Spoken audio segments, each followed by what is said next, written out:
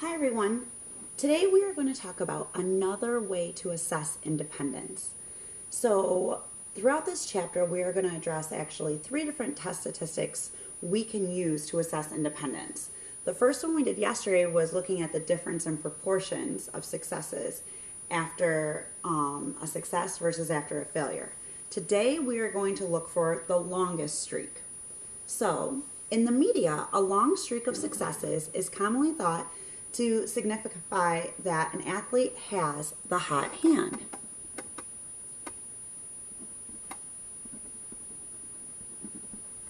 After all, if a player's ability to be successful increases with each new success,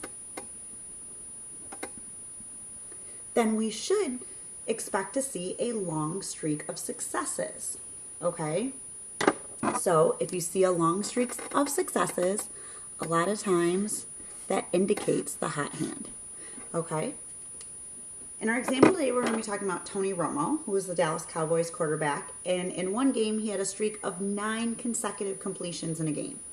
Overall that game, Romo completed 24 of his 32 passes for a completion rate of, so 24 divided by 32, that gives us a completion rate of 75%.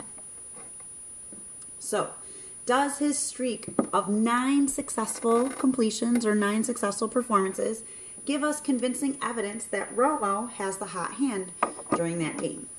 So, state the hypotheses we would want to test. So, although we're using different test statistics to assess independence, our hypotheses are still going to be stated in a similar way. So, our null hypothesis is going to be that in this particular game, they really don't give us a year or anything, so we'll just state the individual we're talking about, which is Tony Romo. Romo has the same ability to complete a pass following a completed and incomplete pass. So Romo has the same ability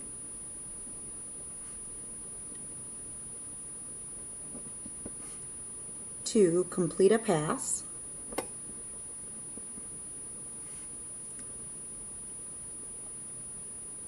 following a completed and incomplete pass.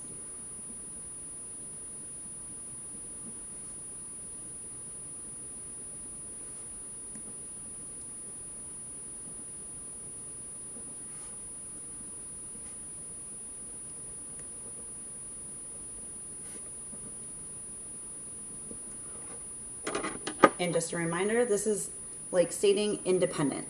The outcomes are independent.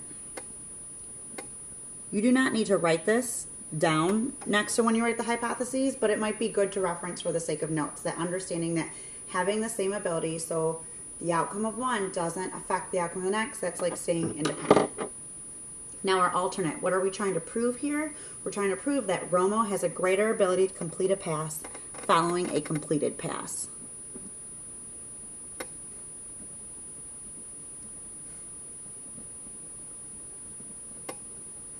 Romo has a greater ability to complete a pass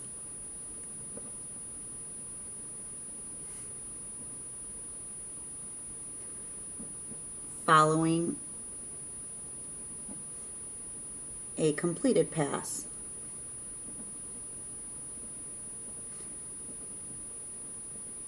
rather than an incomplete pass.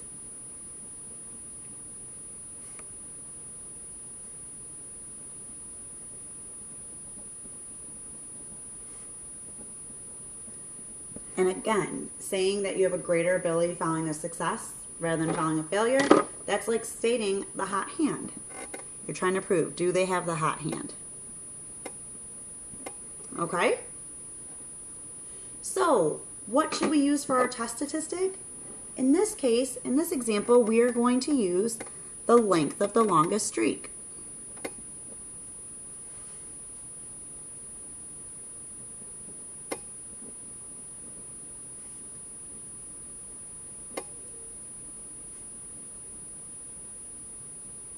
Which in this case, our value is going to be 9 because he had 9 successful performances. That's going to be the value of our test statistic. So our test statistic, it's described as the length of the longest streak. What's its value? 9. So if we were in class right now, you'd be doing this activity with a partner. You'd be given 32 index cards with 24 labeled C for completion and 8 labeled I for incompletion. This is to represent what actually happened to Tony Romo in that game.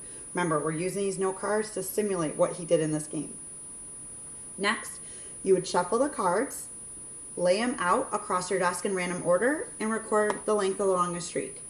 As always, we don't do this twice. We repeat it over and over because the more data we have, the more accurate our p-value will be, which will make our conclusion even more accurate. Okay? So here are the results of 25 trials that I ran on the applet. So if you want to go ahead and record these down, go ahead and take a minute and do so. The dot plot was already labeled for you, simulate longest streak.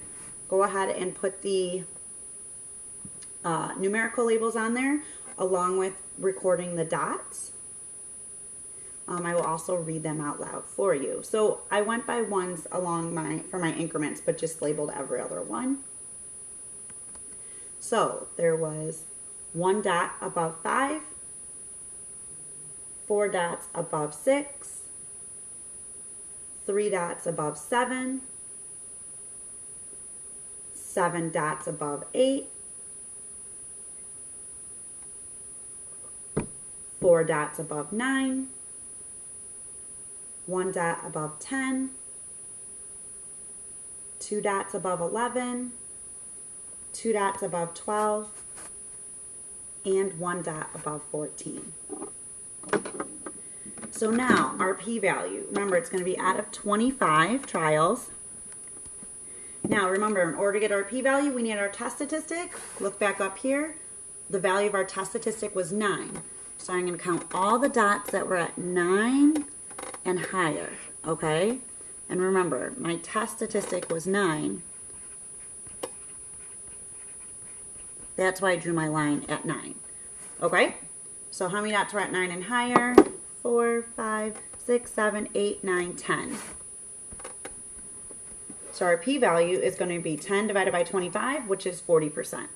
So calculate and interpret the p-value. 10 divided by 25 is 40%. What does this mean here? Interpret. There is a 40% chance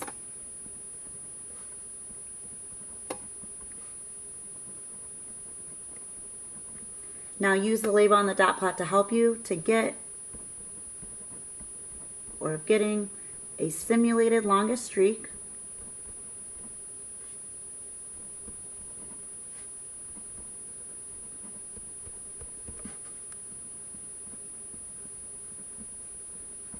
of 9 or higher by random chance.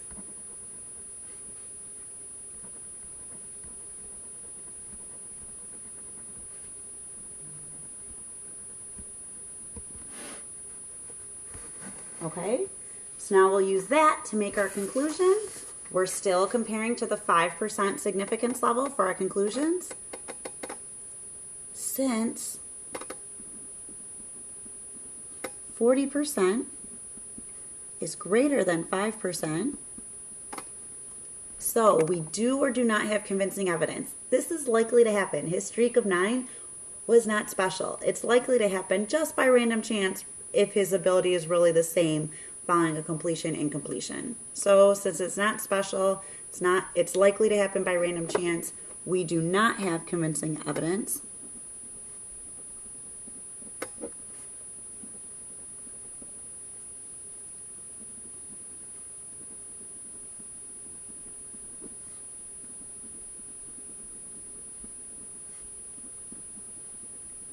That Romo has a greater ability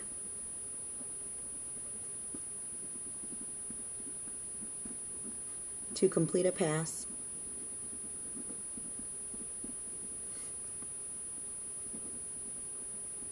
following a completed pass.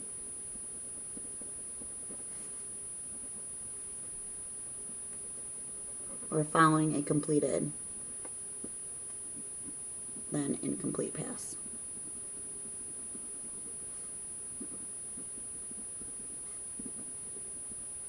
Okay, so again, in this case, for the conclusion, we are stating, you know what? Nope, I don't think he's got the hot hand. Okay, this was not special enough.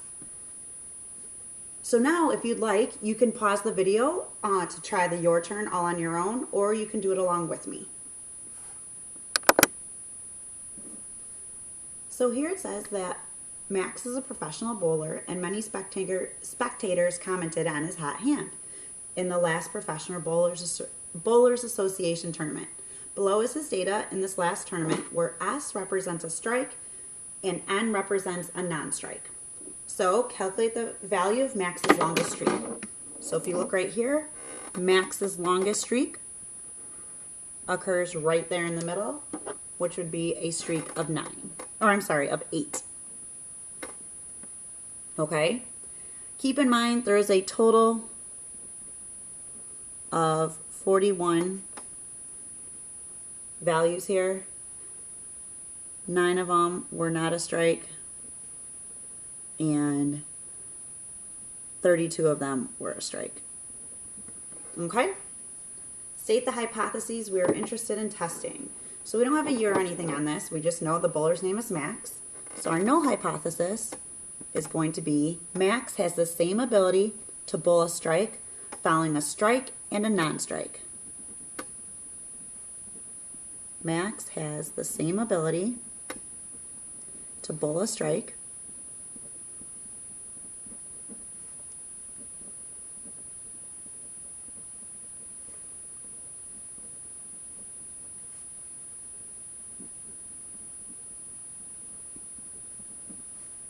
following a strike and a non-strike.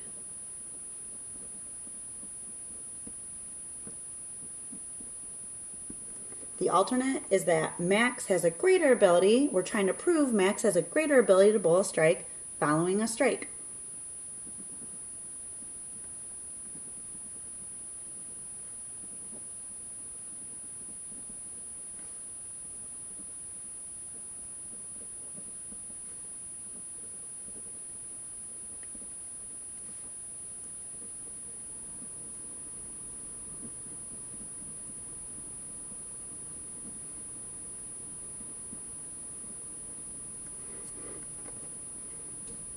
And a non-strike.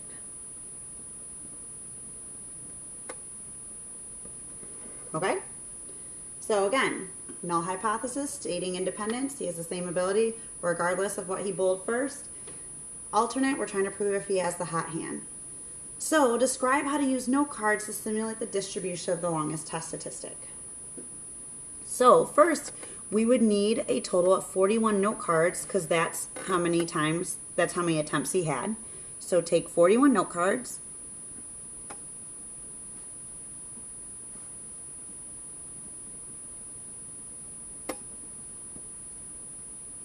Label 32 of them as strike and 9 as not a strike.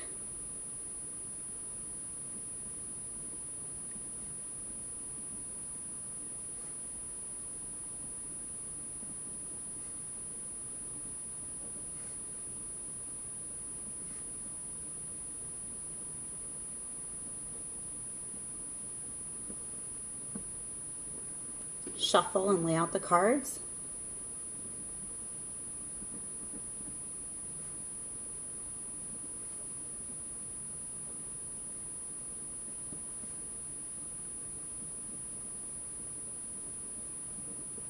Then what do? You have all these cards lined up in a straight line. You count and record the longest streak.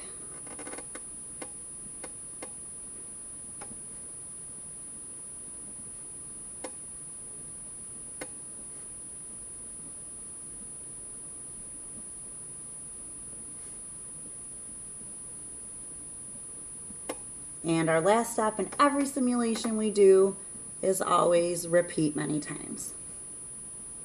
Okay? So, 100 trial simulation was conducted for Max. Here's the outcomes. So calculate and interpret the p-value. Well, in order to calculate the p-value, we need our test statistic. Okay, what was the value of Max's longest streak? It was 8. This is your test statistic. Okay, so I'm going to go down here and I'm going to draw my line including all the dots at 8 as well as greater than 8.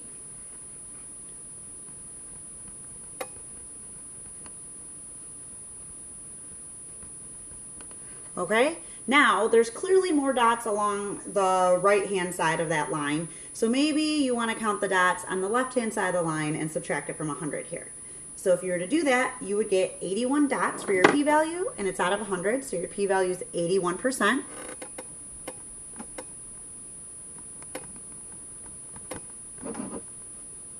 So there's an 81% chance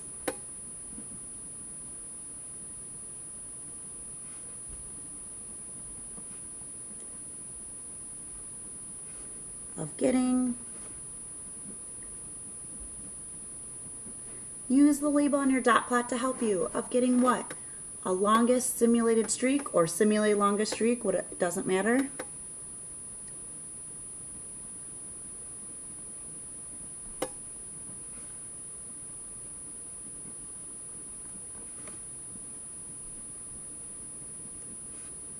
Of what value? Of 8 or higher by random chance.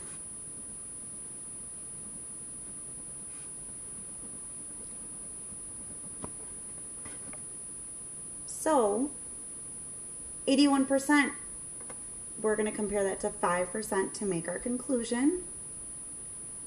So since 81% is greater than 5%,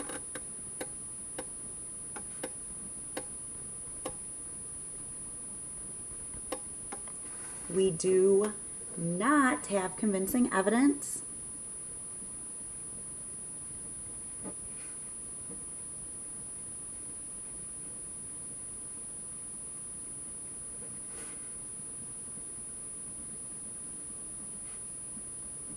that Max. Now remember, which hypothesis do we always reference in our conclusions? The alternate. So we do not have convincing evidence that Max has a greater ability to bowl a strike following a strike than a non-strike.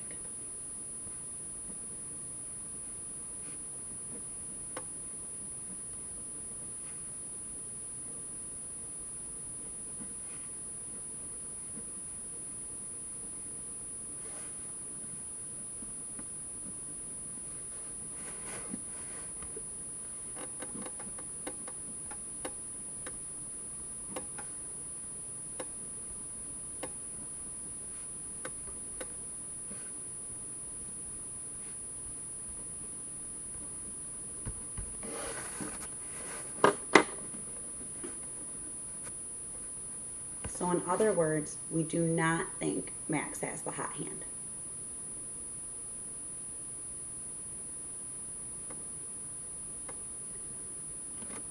Okay, so down here is just a general template you can follow when asked how to simulate the longest streak.